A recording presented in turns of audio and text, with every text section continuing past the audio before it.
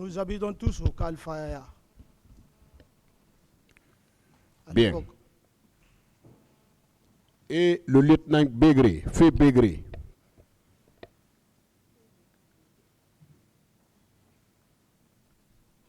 Vous dites? Quel rapport il y avait entre vous et Feu Bégré, qui était au camp Koundara ici, désormais appelé camp Makambo? Quel rapport vous entreteniez auparavant? Bégré était le commandant du Koundara. Je n'ai pas compris, s'il vous plaît. Bégré était celui qui commandait le camp Koundara, appelé Makambo actuellement. Bien.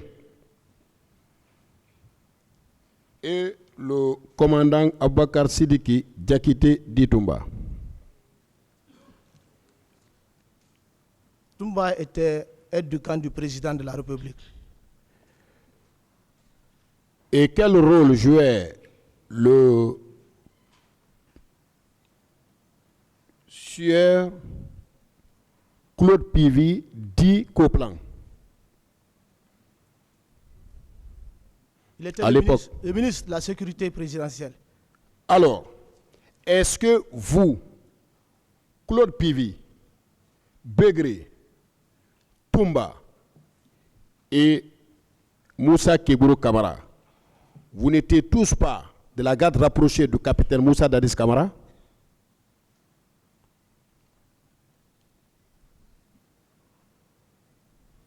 Non. Qui était de la garde rapprochée du capitaine Moussa Dadis Kamara, chef de l'État à l'époque? Qui était de sa garde rapprochée? Que vous pouvez citer ici. C'est le régiment qui était sa garde rapprochée. Le régiment, d'accord, mais les personnes qui constituaient ce régiment? Je n'ai pas de réponse pour cela, monsieur le président. Bien. Vous dites que la garde rapprochée du capitaine Moussa Dadis Kamara à l'époque n'était placée que sous le commandement direct du capitaine Moussa Dadis Kamara. Vous maintenez cette affirmation? Oui.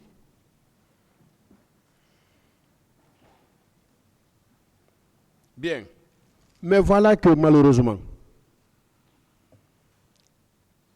très malheureusement, c'est cette même garde rapprochée qui en vérité était constituée de Marcel Guilavogui, de Claude Pivy, d'Abakar Sidiki, Diakité Ditumba. C'est malheureusement, très malheureusement, cette garde rapprochée qui était au stade ce lundi noir dit 29 septembre 2009. Très malheureusement. 28 septembre 2009. Et à ce stade, il y a eu des blessés.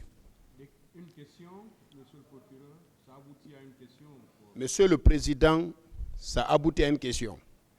Et je crois que j'ai la parole et n'appartient qu'au Président. Et seulement, permettez, monsieur. S'il vous plaît, comme je le disais à Il l'entame. n'appartient qu'au Président de rappeler à l'ordre le parquet ou toute autre partie à cette affaire, pas à un avocat. Je vous ai dit, chacun peut s'égarer à un moment donné. Faisons valoir notre patriotisme parce que nous sommes vus aussi bien en Guinée qu'ailleurs. Monsieur le procureur, s'il vous plaît. Je suis d'accord, monsieur le Président. Je l'ai dit à l'entame. Donc, ne soyez pas étonnés que j'intervienne à tout moment pour interrompre tous ceux qui sont en train de commenter les questions. Merci, monsieur le Président. Voilà, c'est pourquoi je vous demande de poser des questions. Je n'en disconviens pas. Je parle de la réaction. Pas la parole. Vous n'avez pas à me remercier, Voilà. s'il vous plaît. Surtout. Voilà. Surtout. Ça aboutit à une question pour répondre à votre curiosité, monsieur le Président. Bien. Je disais que, très malheureusement, cette garde que vous dites être placé directement sous le commandement du capitaine Moussa Dadis Camara. Très malheureusement, c'est cette garde qui s'est retrouvée au stade ce lundi. Alors, selon vous, nous devons pointer d'un doigt accusateur d'être le commanditaire de ces crimes horribles, crapuleux, de ces actes cruels, barbares, inhumains et dégradants. Qui devons-nous pointer d'un doigt accusateur? D'être à l'origine de l'envoi de la garde rapprochée à laquelle vous appartenez et dont vous n'êtes pas le moindre à ce stade. Qui devons-nous pointer d'un doigt accusateur? Voilà qui est simple à mon sens.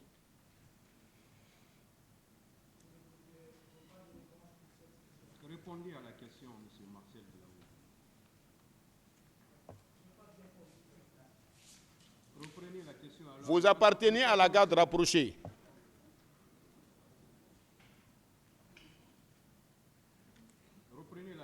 Merci, Monsieur le Président. Vous appartenez à la garde rapprochée du capitaine Moussa Dadis Camara. C'est cette même garde qui, malheureusement, s'est retrouvée au stade du 28 septembre. Qui devons-nous pointer d'un doigt accusateur?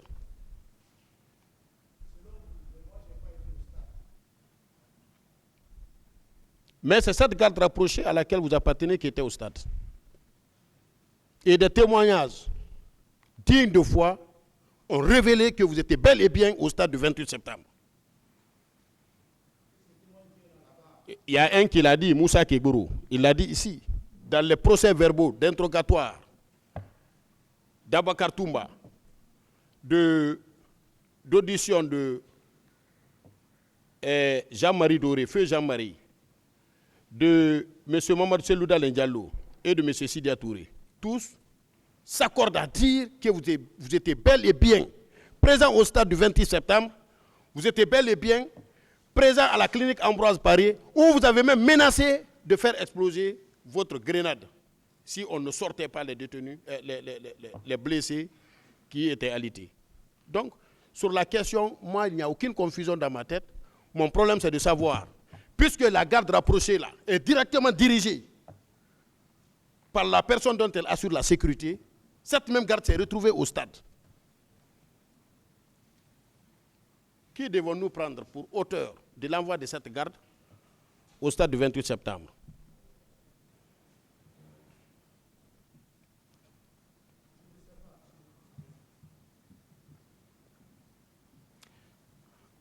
Allumez votre micro. Allumez-le.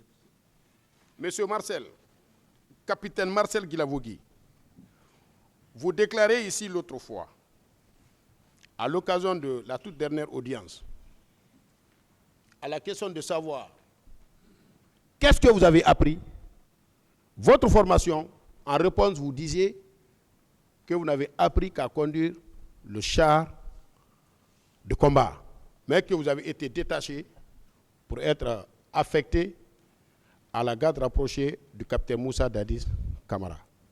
Mais pourquoi vous portez le béret rouge? Parce que ceux qui conduisent les chars, nous connaissons la couleur de leur béret. Pourquoi, à l'époque, vous portiez le béret rouge, mon capitaine? Merci, monsieur le procureur. C'est un consigne particulier à la présidence pour se rendre en uniforme pour ne pas qu'un corps étranger soit visible. Vous avez la même formation que les bérets rouges? Nous n'avons pas la même formation. Alors, lorsque vous étiez au stade du 28 septembre, mon capitaine, vous étiez en béret rouge ou en béret noir? Je n'ai pas été au stade 28 septembre. Pour nous, il n'y a pas de doute sur la question. Acceptez d'avouer. Il faut avouer, hein?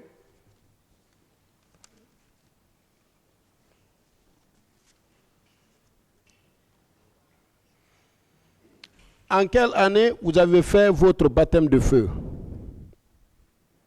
Est-ce que c'était en Sierra Leone, au Libéria, en Guinée-Bissau ou au stade du 28 septembre? Votre baptême de feu. C'est votre première participation à en croire à un militaire qui a pris tout son temps pour m'expliquer. C'est votre participation à une guerre pour la première fois. Est-ce c'est au Libéria, comme certains? Est-ce c'est en Sierra Leone, c'est en Angola, en Israël, en Guinée-Bissau, ou bien c'est au stade du 28 septembre?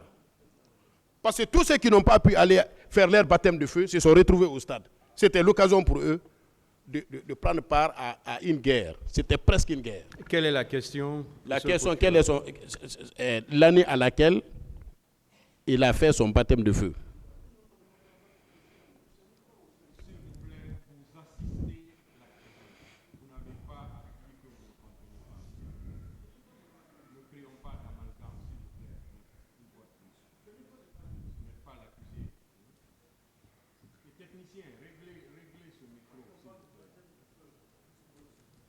Tous les militaires savent ce que ça veut dire. Monsieur Marcel, vous avez compris la question aujourd'hui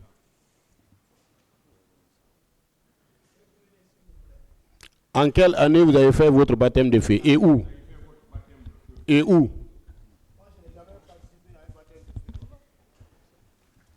Vous n'avez jamais participé à une guerre une fois? Je n'ai jamais assisté à une guerre. Bien. Le 28 septembre 2009, puisque vous étiez armé d'un PMAK, d'un Colt 45, vous avez parfois tiré en l'air et parfois sur la foule. Vous le faisiez pour le plaisir de tirer ou pour le plaisir de rôder vos deux armes qui sont longtemps restées silencieuses. Est-ce que vous tirez parce que ça vous fait plaisir de tirer, ou bien vous tirez parce que c'était l'occasion pour vous de rôder votre arme? Je n'ai jamais tiré au PMAK. Je n'ai jamais été au stade. Et le pistolet, vous en avez fait usage? Non. Vous détenez toujours une hache, mon capitaine. Une hache et un sabre. Vous n'en avez pas fait usage au stade du 28? Je ne suis pas un chercheur pour prendre une hache. On en a vu, et je ne suis pas le seul témoin en 2009, 2010. Il y a des militaires qui avaient des haches, des sabres, y compris vous-même. Moi, je ne porte jamais une hache.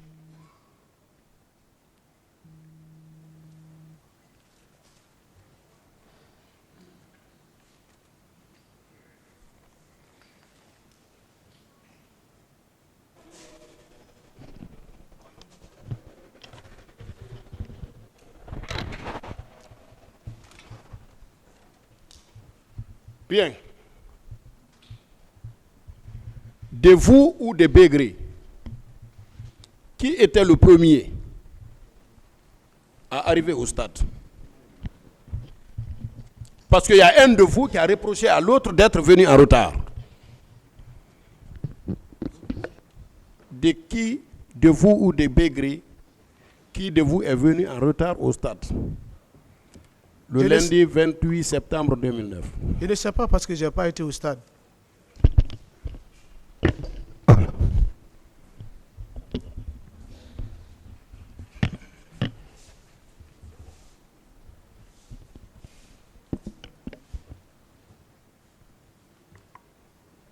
Bien.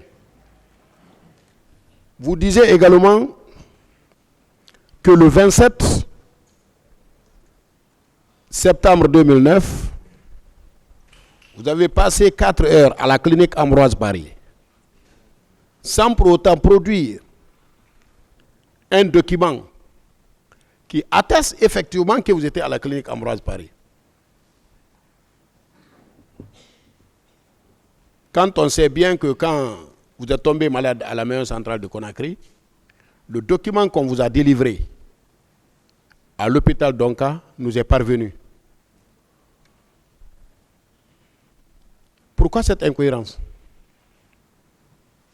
Lorsque je fus arrêté,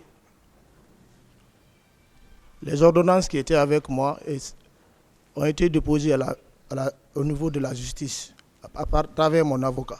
Mais pourquoi ces pièces ne figurent pas dans le dossier de la procédure? Je ne sais pas, je suis un détenu. Nous sommes curieux. C'est vrai qu'aucun de nous ici présent, à ce que je sache, n'est titulaire, ne serait-ce qu'il d'une licence 1 en médecine. Mais c'est curieux. Monsieur Marcel, vous dites que ce jour, votre langue était complètement coupée. Vous maintenez cette affirmation? Ma langue était coupée, j'étais très mal été. La langue était coupée? Oui. Hein? Oui. Et elle a été recousue après? Affirmatif. Mais je ne comprends plus. Expliquez-moi comment est-ce possible qu'on fasse un accident. La langue se coupe, mais les dents restent intactes. Je ne suis pas médecin, mais expliquez-moi, je veux comprendre par quelle alchimie, par quelle magie. À l'occasion d'un accident, la dent ou les dents qui sont protégées par la langue qui est protégée par les dents se coupe, mais les dents restent intactes. Expliquez-nous cela. Ça, c'est Dieu qui peut nous détecter cela. Un avion peut tomber, tout le monde meurt, mais un bébé sort vivant. Moi, je parle de la langue et des dents. Je ne sais pas.